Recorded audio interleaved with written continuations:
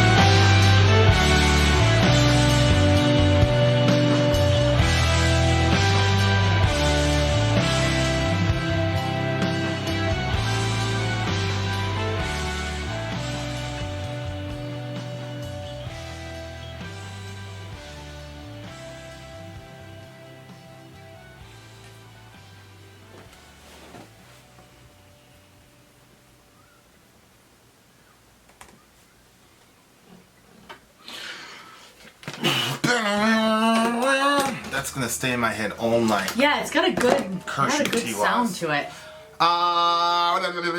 Okay, so this is Opeth. Lyrics. Opeth is hit or miss for me as to whether I like the song. This one I actually liked very much. Go ahead, what were you gonna say? I thought we were rolling up on an OTEP song. No, this is Opeth. Yes, I know, like but every single time I read it, I said OTEP. And so when it started, I'm like, this doesn't seem like something she would make. And then the voice sound started, and I'm like, holy crap, she sounds really different. Wow. I was like, wait a minute. She finally started hitting notes. This is Opeth. How dare you say that about her? What? She's not a note-hitting person. That's not her thing. Her thing is the crazy lyrics and then the grimy vocals. I like it. But anyway, I'm sure you do. I was very shocked. I'm sure. I like her hair, too. Okay, so you made the adjustment. It was Opeth, not OTEP. Then what? And then I said, yes, these are the same people that did Harlequin Forest. Yes, that was and the first actual didn't disagreement. Like them, and I did. That was the first disagreement we had about music. I'm pretty sure T-Waz is on my side for that song. The last 45 seconds of that song were completely unnecessary. Both of you and your opinions can just go that direction. Yeah. Because I know good music when I hear it. Anyway, okay. Oh, did you hear that one of the children broke your Middle America mug? Yep. I did hear that. Johan came right in the room and told me. I said, you better go tell your father that. Yeah. So that has nothing, well, it kind of has something to do with all things will pass. It did.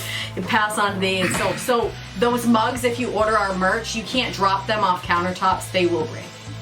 Well, it's just the handle. The handle broke. Yep. Why are their handles always missing? And the thing that kills me is that he started telling me, and then he did it all slow. Yeah. And anytime I know bad news, it's like that lady. We said, how much does it cost? And she was like, blah, blah, blah, blah, blah, blah. I'm like, just tell us how much it costs. I need the number. $6,000. Thank you very much. We're trying to buy a house. So yeah. We're going to have to come up with a different option. There's bunches of options. But anyway, yeah, I had to tell the kids, I'm like, stop doing that. Just tell me what the bad news is and then tell me how we got there.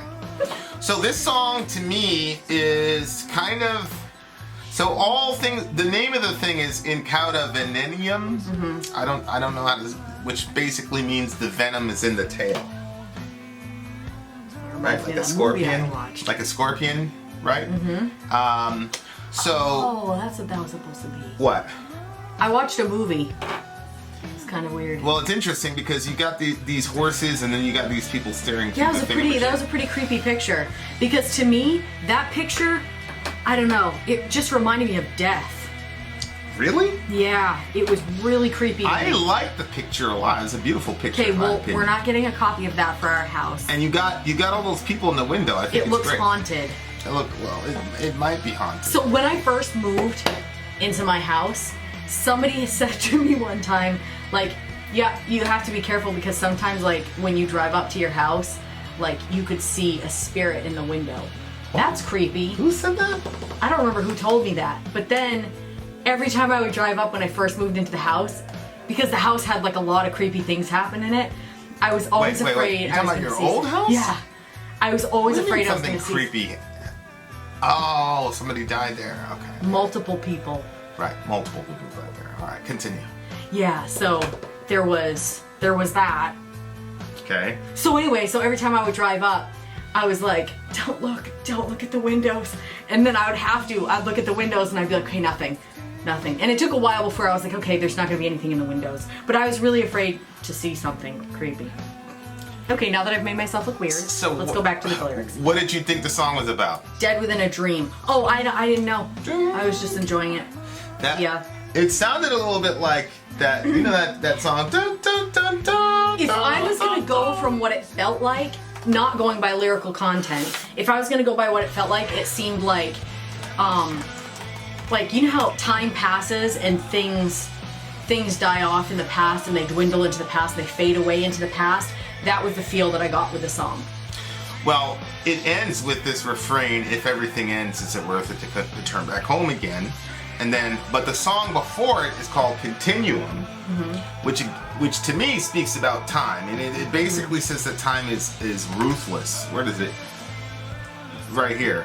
The river of time flows on, blind and ruthless. The river of time flows on, blind and ruthless, right? A part of our past is still there underneath your shoes. The memory stuck in your chest. The idle truth is up to you. So that's the song before All Things Will Pass. So the song before is talking about the passage of time. And then there's this line in Swedish, I think, that means it's just another day, nothing special has happened. And then you go to the last song, which is a song that we're doing, and that song is All Things Will Pass, after you just got done talking about how ruthless time is, right? And then it starts off with saying, rose of summer, withered time, shadows fall on contouring lines, far beyond a sleeping wish, lunar tongue on unlasting bliss. So it's talking about, you've got this rose in summer, but then time withers it away. Yeah. And then the previous song was just talking about how cruel and unforgiving and blind that time is. Which, so I think this song is basically supposed to sum up all of the record, which is also very interesting because it does not. So when it talks about, I don't know if it's cauda or cauda venenum, the venom is in the tail. Maybe the poison here is time itself, or maybe the scorpion is time itself. Yeah. And then it looks like this person is dealing with this sort of going back and forth between trying to find some sort of value or meaning or purpose in life over and against nihilism. Because he says, is it worth turning back home again? Right? If everything ends, is it worth turning back home again? Right. So, or you could look at the first verse. The first verse talks about rose of summer, withered time. What do you mean, like, if, let's say your path takes you away from home, as it always does as you grow. Right. You know, you don't stay a child in your parents' home forever. So when you leave home, Inshallah. When you leave home, is it worth it to turn back home again when everything is going to pass away? Like, should you just keep traveling forward, or is it worth it to go back when you're going to lose it all? Is that what you're saying? Well, I think there's a broader existential question, which is, on the one hand, there's a phrase that says, you can never go home again, which is, pretty sure it's an American phrase, which basically means once you leave home and come back, nothing's ever the same. So there's a sense in which, it's like the river when you're talking about logos philosophy.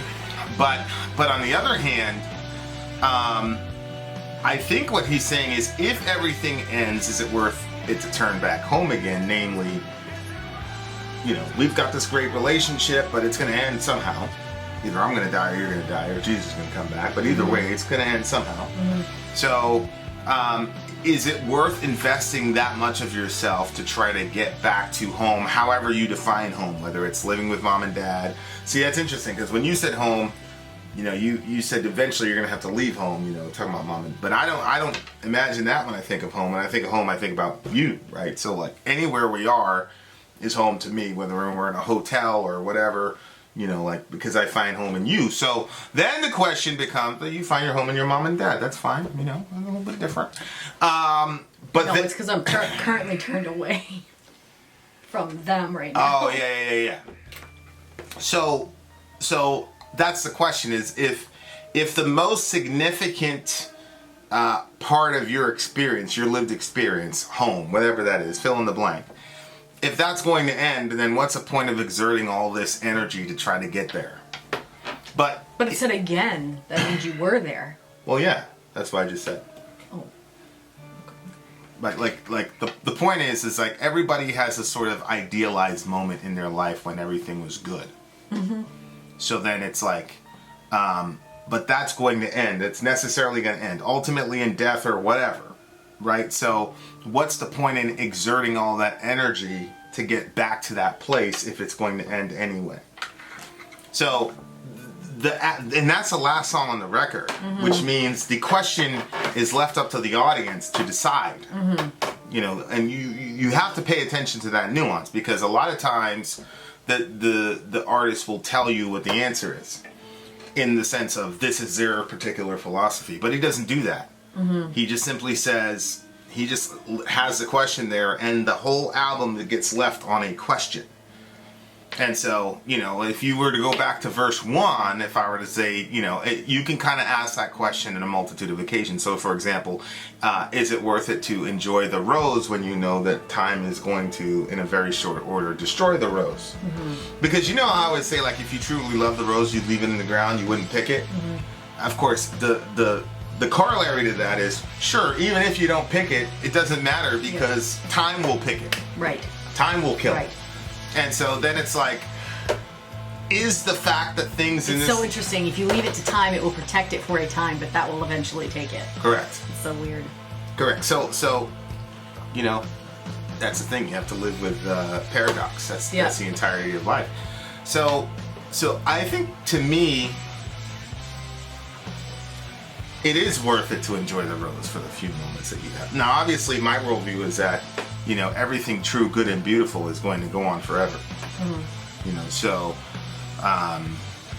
from a Christian worldview, I am as convinced that that is true as I am convinced that you're sitting next to me. Mm-hmm. So, and I have as much epistemic warrant for believing that you're sitting next to me, and I'm not just a brain in a vat, as to believe that Jesus rose from the dead. Mm-hmm. So, what's really interesting is that the sort of that understanding makes it so that I have no fear of enjoying the rose, even though I know the rose is going to die, because I believe the rose is going to rise again. Mm-hmm. So that then makes me say, well, yeah, of course it's worth it to enjoy the rose for the few moments that you have it. And it's really interesting because there's whole swaths of scripture where it talks about how fleeting life is, that life is a mist, life is a vapor, life is the fog in the morning, the sunlight, whatever. So it has that understanding, and the Bible is brutally honest about the brevity of life as to this phase of existence. But there's also that undercurrent of hope within everything, whereas sometimes, in metal, you don't get that undercurrent of hope. And then you have to say to yourself, okay, I say to myself, if I stepped out of a biblical worldview, what would I say? And I would still say that the brevity of life, the brevity of how long we're going to be together, and the brevity of how long, the rose still maintains its scent and its color, actually makes it so that you should go deeper into it, because it's going to, it's going to pass. Mm-hmm. Shadows fall on contouring lines far beyond a sleeping wish, lunar tongue on a lasting bliss. That's a really interesting line, lunar tongue on a lasting bliss. I'm always impressed by these people whose first language is not English, and they're able to write these ridiculously brilliant and intricate lines. Yep.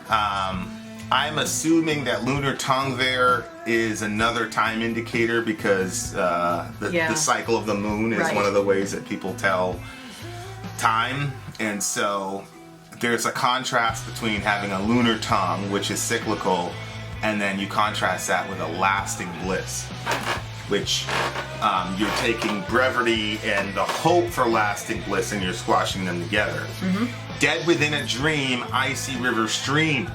So that's kind of, I was watching this movie. Dead within a dream, that line was pretty weird to me. We were at the mental hospital, and they used to take us to movies. And they did? Yeah.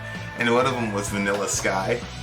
And I'm not going to give away Vanilla Sky because we'll probably watch it at some point. But it was one of the themes was merrily, merrily, merrily, life is but a dream. Mm-hmm. And so that's one of the themes of the movie. And I just remember thinking, why the hell did they let us go to this movie?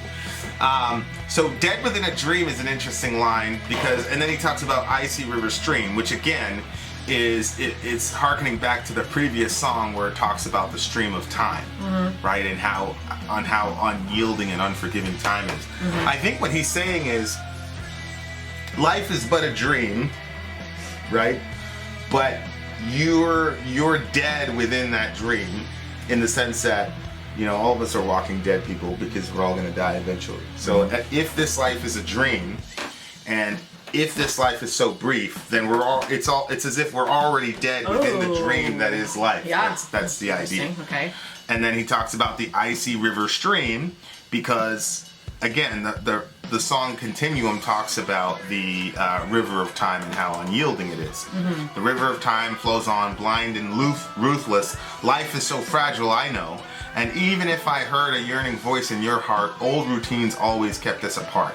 So the previous song is dealing with time and how that separates people. So, clouds of dust and a waning light, you have given up on plight. Time is now my dearest friend, hidden years and a heart to mend. And should we meet again, the loss of everything, 3 wishes to a friend, 300 sorrows gather. But if we lend ourselves amidst rock and poison grime, there may well be a time, a kingdom past its prime. And then he goes, your silver voice in my throat, potion without an antidote, a routine death for the well immersed. After all the years have left us cursed, a simple test in an iron cage, old tradition in a modern age, strong and true are the weak at heart. I am you, you am I. So we're all going through this. Yeah. Yeah. Yeah. And then, you know, your silver voice in my throat, do you think that is, you know, are they talking about, to me, when I thought of silver, I thought of when your hair turns gray. And then on that part, I was like, are they talking about your silver voice in my throat? Like, your voice as it ages, it sounds like probably your parents.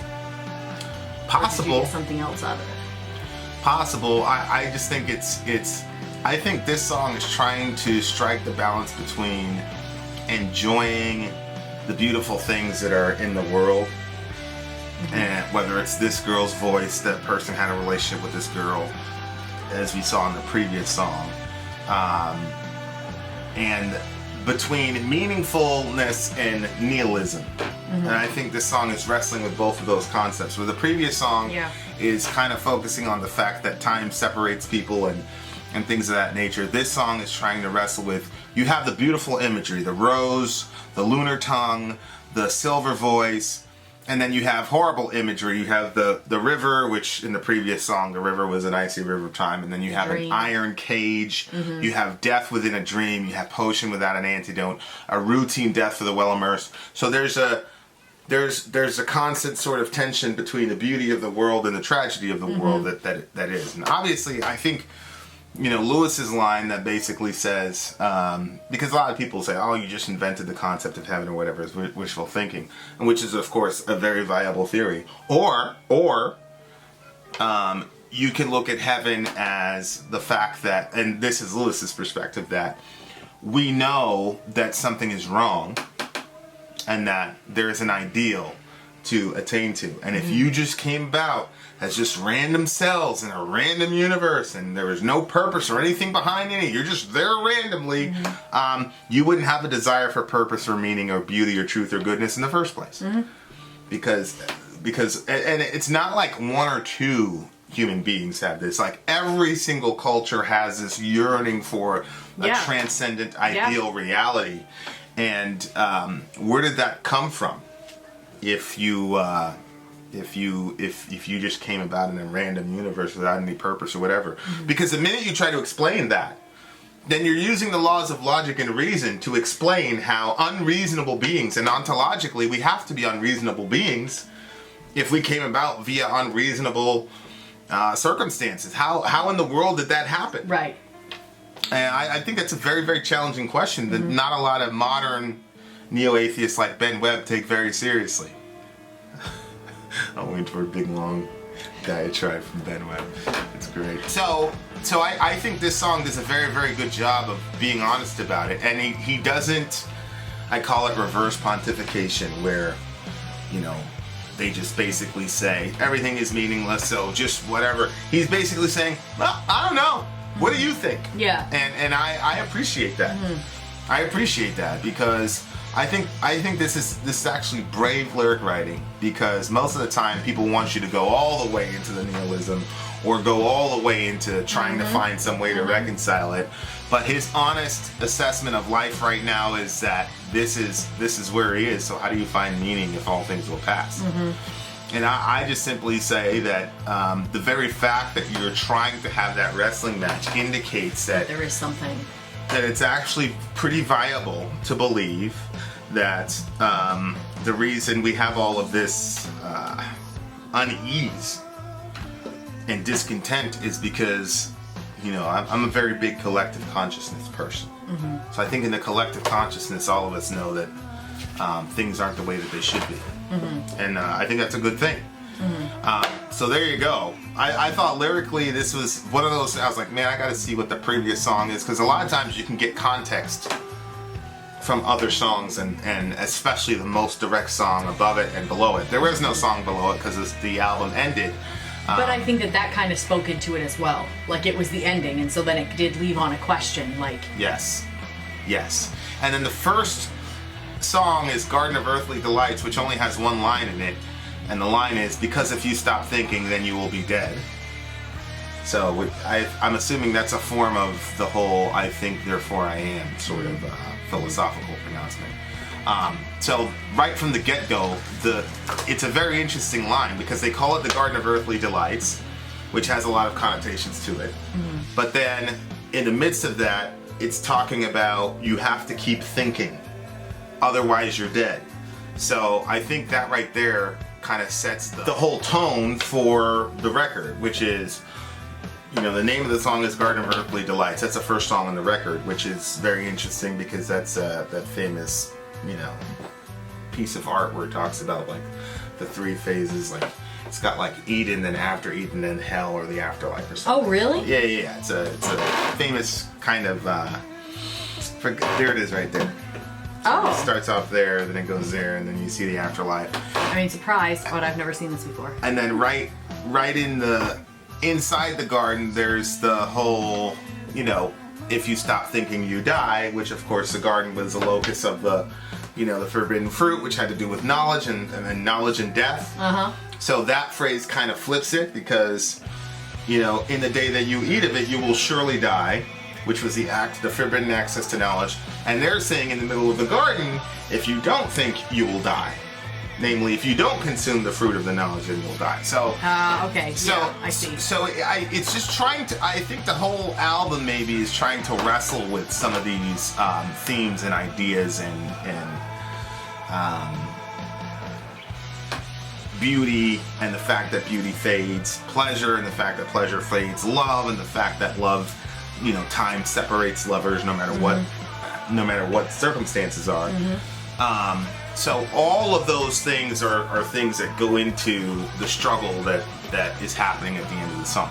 Me personally, obviously, I believe that it is worth it to go back home, and it is worth it to establish a home in every phase of your life, and there are times though when you have to make peace with the fact that some things are never going to be the same.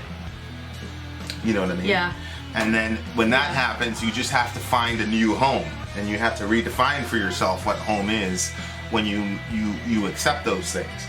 But it depends on how you interpret life. If you interpret life as I'm constantly losing things, or I'm constantly losing relationships every time there's a change, like one big example would be kids. Like, I love the kids, love hanging around them, but your job as a parent is to make it so that your kids don't live with you.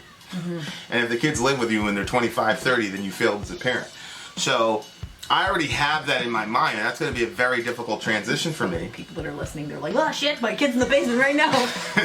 Then you failed as a parent. That's not fair. There's a whole bunch of situations. But you get my point. So, like, I've already got in my head, like, how I'm going to reorient what home actually means when all the kids are gone.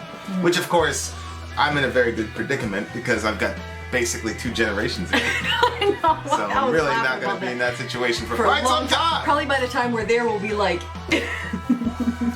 we now have to hire a nurse to push our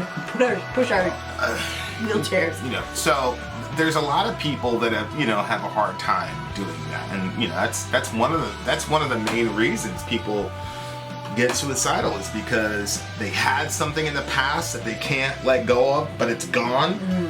And they know that they can't necessarily go back there, and they don't have any strategies for the future of rebuilding what home means in the future.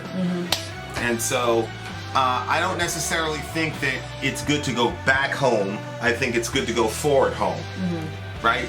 So I think the answer to the question is no, you cannot go back home.